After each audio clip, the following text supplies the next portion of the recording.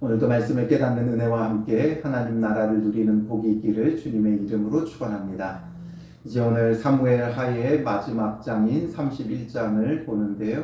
이제 사울의 죽음으로써 사무엘상이 끝나게 되어집니다.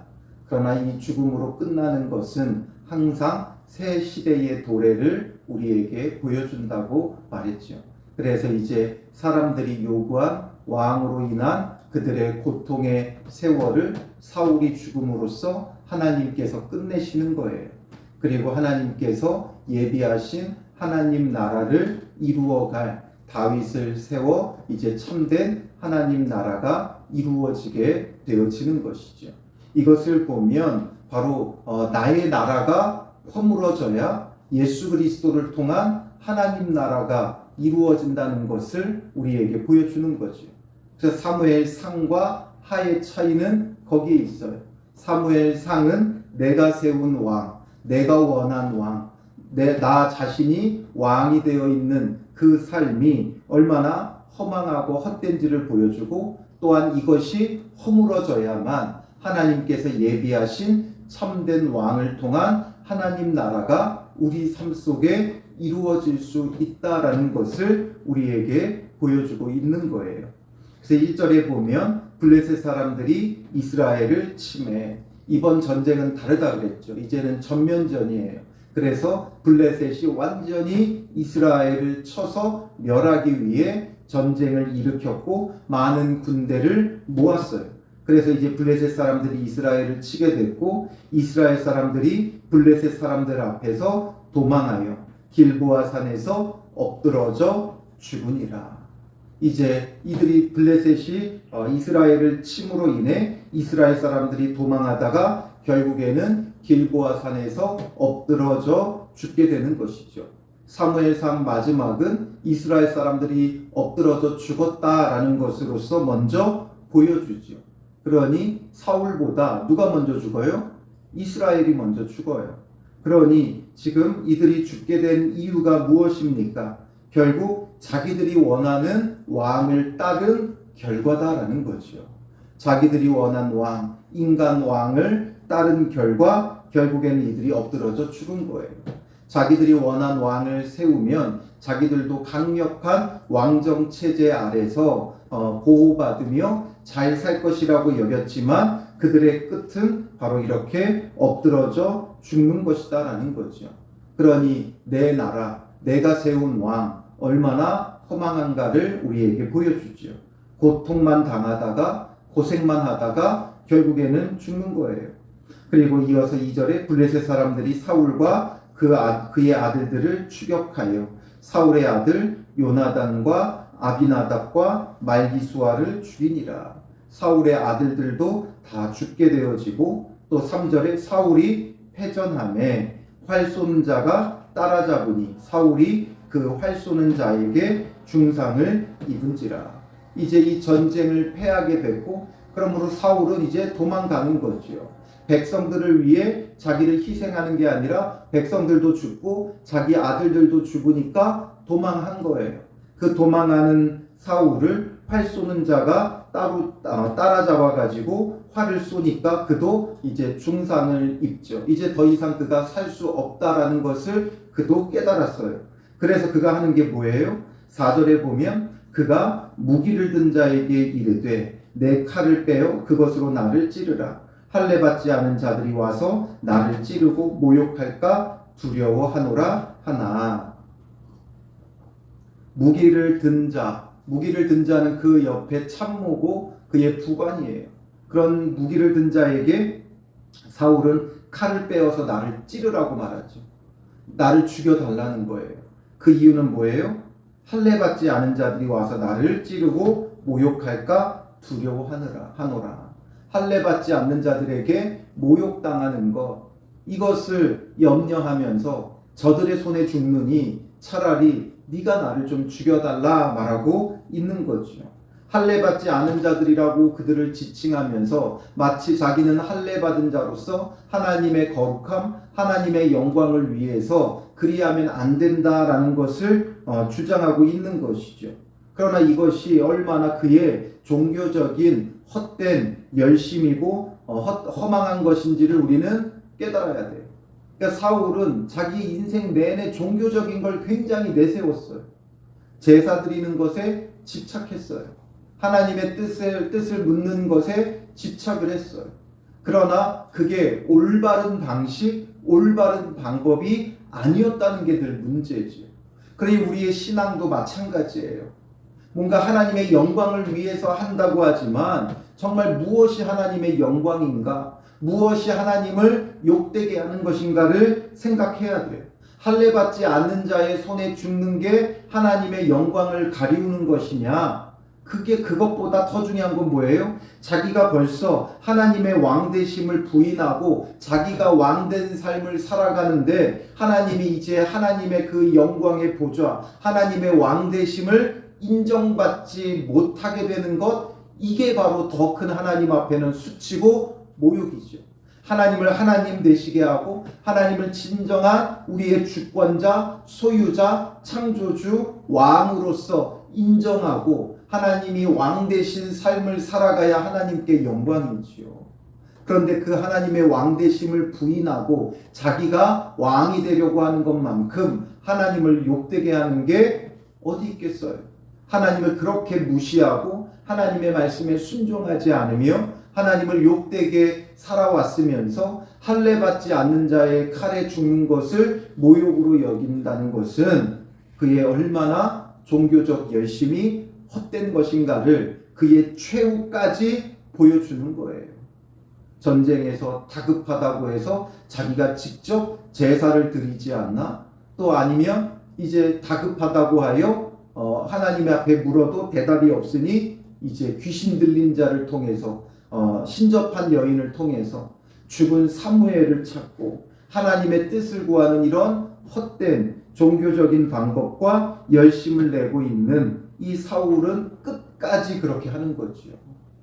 그런데 무기를 든 자가 심히 두려워하여 감히 행하지 아니하는지라. 어떻게 왕을 함부로 또 죽일 수가 있겠어요? 그렇다고 해서. 그러니 무기를 든 자가 두려워하니까 어떻게 해요? 사울이 자기 칼을 뽑아서 그 위에 엎드러지매. 칼을 뽑아놓고 자기가 직접 그 칼 위에 엎드러져 죽은 거죠. 자결한 거예요. 이렇다고 해서 모욕이 씻어질 수 있습니까? 아니죠. 결국 사울은 이렇게 자결하며 자기의 생을 마치게 되고 무기를 든 자도 사울이 죽은 것을 보고 자기도 자기 칼 위에 엎드러져서 그와 함께 죽으니라. 결론이 뭐예요? 6절에 사울과 그의 세 아들과 무기를 든 자와 그의 모든 사람이 다 그날에 함께 죽었더라. 결국에는 죽음으로써 끝나요. 아무런 소망도 없고 죽음으로써 허망하게 끝나는 것이죠. 이것을 통해 우리에게 보여주는 것이 무엇입니까? 이미 예견되어지고 예언되어졌던 거예요. 사무엘이 마지막으로 그 백성들에게 권면한 내용의 끝은 사무엘상 12장의 사무엘의 마지막 권면이었어요. 자기들이 원한 왕을 세운 이스라엘을 향한 권면이었고 그 12장 마지막에 보면 24절 25절에 너희는 여호와께서 너희를 위하여 행하신 그 큰 일을 생각하여 오직 그를 경외하며 너희의 마음을 다하여 진실이 섬기라. 하나님을 진실이 섬기라는 거죠. 그리고 만일 너희가 여전히 악을 행하면 너희와 너희 왕이 다 멸망하리라. 너희와 너희 왕이 다 멸망할 것이다. 분명히 예언했지만 하나님을 진실이 섬기지 않았고 사울 왕은 자기가 왕이 되어지고 자기 뜻대로 살아가다가 결국에는 이스라엘과 이스라엘의 왕인 사울이 다 멸망하는 결과에 이르게 되는 것이죠. 그러니 결국 이들의 끝은 멸망이에요. 사울의 그 생애는 생각보다 그 모든 전쟁에서 이겼었어요. 그래서 14장에 가보면 사울의 생애를 먼저 간략하게 정리를 해요. 근데 그 가운데 14장 47절 48절에 보면 사울이 이스라엘 왕위에 오른 후에 사방에 있는 모든 대적 곧 모압 롯과 암몬 자손과 에돔과 소바의 왕들과 블레셋 사람들을 쳤는데 향하는 곳마다 이겼고 용감하게 아말렉 사람들을 치고 이스라엘을 그 약탈하는 자들의 손에서 건졌더라. 의외로 사울의 인생, 그가 하나님을 떠나서 자기의 왕권을 위해 살아갔음에도 불구하고 많은 전쟁에서 이겼어요. 그러나 이것이 바로 악인의 결말이에요. 악인의 최후예요. 그의 인생 동안 얼마나 많은 전쟁에서 이겼는지는 모르지만 결국에는 최후 하나님의 심판을 통하여 사울과 그의 세 아들과 무기를 든 자와 그의 모든 사람이 다 그날에 함께 죽었더라. 결국 이게 악인의 최후죠. 사울의 최후예요. 악인, 뭔가 악하다라는 것으로 생각하니까 우리와 상관없는 것으로 여겨지지만 사무엘상은 무엇을 대조해서 보여준다고 그랬어요? 사울의 나라와 다윗의 나라를 대조해서 보여줘요. 사울의 나라는 어떤 나라예요? 하나님의 왕되심을 버리고 사울이 왕이 되는 나라죠. 자기들이 원한 사람 왕을 세우는 나라예요. 자기가 원하는 것을 왕으로 삼은 나라예요. 그럼 반대로 다윗의 나라는 어떤 나라입니까? 하나님이 다윗을 통하여 왕 노릇하는 나라예요. 그래서 이 다윗의 나라는 다윗이 왕으로 눈에는 보이지만 진짜 왕은 누구예요? 하나님이 왕 되시는 거죠. 다윗이 하나님을 자기의 주로 왕으로 섬기니까 하나님이 영광 받으시는 나라고, 사울의 나라는 사울이 왕이 되니까 하나님의 왕 되심을 거부하니까 하나님이 수치와 모욕을 당하는 나라예요. 그러니 우리가 사울의 나라와 같은 인생을 살아가고 있는데 이런 사울의 나라에서 이제는 다윗의 나라, 그리스도의 나라, 참된 하나님 나라로 나아가야 되는 거예요. 그러기 위해서는 우리 안에 사울이 죽어야 돼요. 우리 안에 나 자신이 죽어져야 돼요. 그리스도와 함께 십자가에 못 박혀야 돼요. 주님의 십자가 앞에 내려놓아야 돼요. 그래야만 그리스도의 나라가 이루어질 수 있는 것이죠.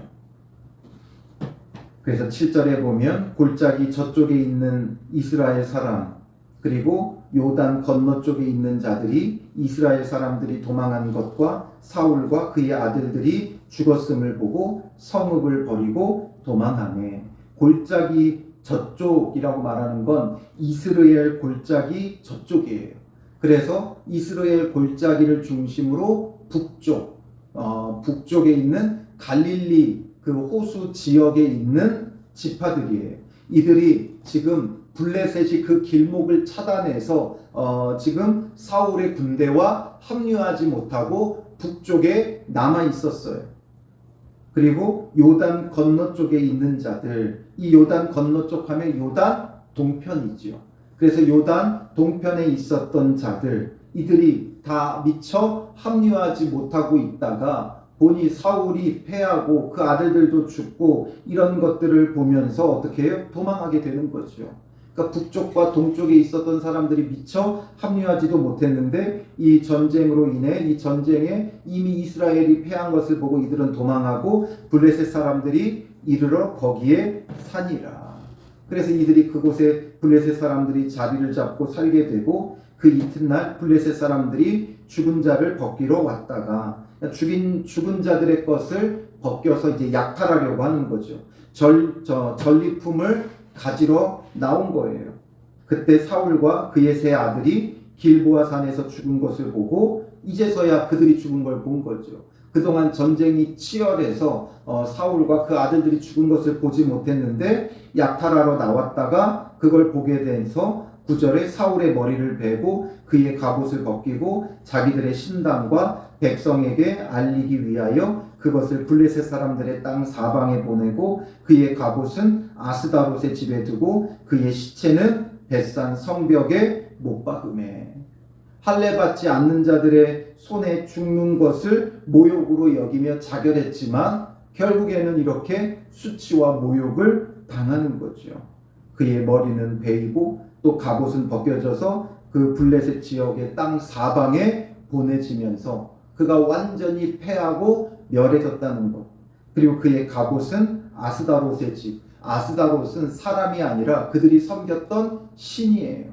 그러니까 신전에다가 그의 갑옷을 모셔다 놓고 이제 자기들의 승리를 기념하고 자기들의 신 밑에 이 사울이 있다라는 것을 자랑하고 그들이 섬긴 하나님이 아무것도 아니라고 이들이 무시하고 모욕하게 되는 결과를 낳은 거죠. 그러니 무엇이 정말 하나님 앞에 모욕인가? 할례받지 않은 자들의 칼에 죽는 게 모욕이 아니라 내가 하나님을 하나님으로서 인정하지 않았기 때문에 결국에는 하나님이 수치와 모욕을 당하며 내 삶에서 하나님이 모욕당하기 때문에 세상 사람들에게도 모욕당하는 결과가 오는 것이죠. 그리고 나서 이제 길르앗 야베스 주민들이 이 길르앗 야베스는 요단 동편이죠. 그리고 그 가운데서도 므낫세 지파의 절반이 이곳에 머물렀어요. 그러니 므낫세 반 지파 사람들이 블레셋 사람들이 사울에게 행한 일을 듣고 모든 장사들이 일어나 밤새도록 달려가서 이곳에서부터 이 지금 벳산까지는 약 21km예요. 그러니까 분주하게 이들이 쫓아간 거죠. 그리고 사울의 시체와 그의 아들들의 시체를 벳산 성벽에서 내려가지고 야베스에 돌아가서 거기서 불사르고 그의 뼈를 가져다가 야베스 에셀나무 아래에 장사하고 7일 동안 금식하였더라. 이 길르앗 야베스 주민들이 사울과 그 아들들의 시체를 수습해서 화장하고 장례를 치러주게 되죠. 왜냐하면 아마도 이 길르앗 야베스가 암몬족 속의 침략을 받았을 때 사울이 가서 이들을 지켜준 일이 있었죠. 사무엘상 11장에 보면 그 내용이 나오는데 아마도 그 은혜를 이들이 기억하였다가 아마도 이 사울과 그 아들들이 죽었다고 하니까 그 은혜 입은 것을 기억하며 사울의 장례를 치러주었죠. 그러나 얼마나 그 나라가 이제 허망하게 허물어졌는가. 하나님의 나라라는 것은 온데간데 없고 사울의 나라로 탈바꿈하며 결국에는 수치와 멸망을 당한 거예요. 이 끝이 오늘 우리에게 보여주는 것은 무엇입니까? 우리도 사울의 나라와 같은 인생을 살아가면 그 끝은 이런 멸망이라는 것을 우리에게 보여줄 뿐이에요. 그러니 하나님의 왕되심을 버리고 내가 왕이 된 삶, 내가 원하는 것을 왕으로 삼는 삶, 이것이 바로 사울의 나라예요. 결국 그 끝은 멸망이라는 거죠. 그러니 나의 왕됨을 그리스도와 함께 십자가에 못 박고 내가 원한 왕들을 그리스도와 함께 십자가에 못 박고 내려놓고 이제는 참된 그리스도의 나라를 소망해야 하는 것이죠. 그것을 가르쳐주기 위해 사무엘 상하에 말씀이 있는 거예요. 그래서 사울의 죽음으로써 사무엘 상이 이제 마무리되고 사무엘 하, 다윗을 통한 하나님 나라가 어떻게 도래하는가를 우리에게 보여주면서 우리도 그리스도를 통한 참된 하나님 나라를 이루어가는 믿음의 삶이 되시기를 주님의 이름으로 축원합니다. 기도하겠습니다. 살아계신 아버지 하나님, 우리도 얼마나 허망한 사울의 나라를 뒤따르고 있는지를 다시 한번 생각해 봅니다. 하나님이 왕이시라고 입술로는 고백하지만 우리의 삶의 모습은 정작 내가 원하는 것들을 이루어가며 내 생각대로 내 뜻대로 나의 나라를 이루어가기에 여념없는 우리의 모습을 다시 한번 깨닫습니다. 내가 바라고 원하는 것들을 쫓으며 내가 원한 왕들을 세워가는 나의 삶의 끝이 얼마나 허망하고 얼마나 큰 하나님의 심판이 우리에게 이를 것인가를 생각하게 하시고 그러므로 깨닫고 회개하고 돌이키는 자 되어 나의 나라가 아닌 그리스도의 나라를 소망하며 이루어가는 믿음의 사람들 되게 하여 주시옵소서. 나의 욕심과 정욕을 그리스도와 함께 십자가에 못 박게 하시고 이제는 내가 산 것이 아니라 내 안에 그리스도가 살며 그리스도의 나라를 함께 이루어가는 믿음의 사람들 될 수 있도록 인도하여 주시옵소서. 이제 사무엘 하의 말씀을 가지고 함께 그리스도의 나라를 이루어가는 믿음의 삶이 되게 하여 주실 줄 믿사오며 예수님의 이름으로 기도합니다. 아멘.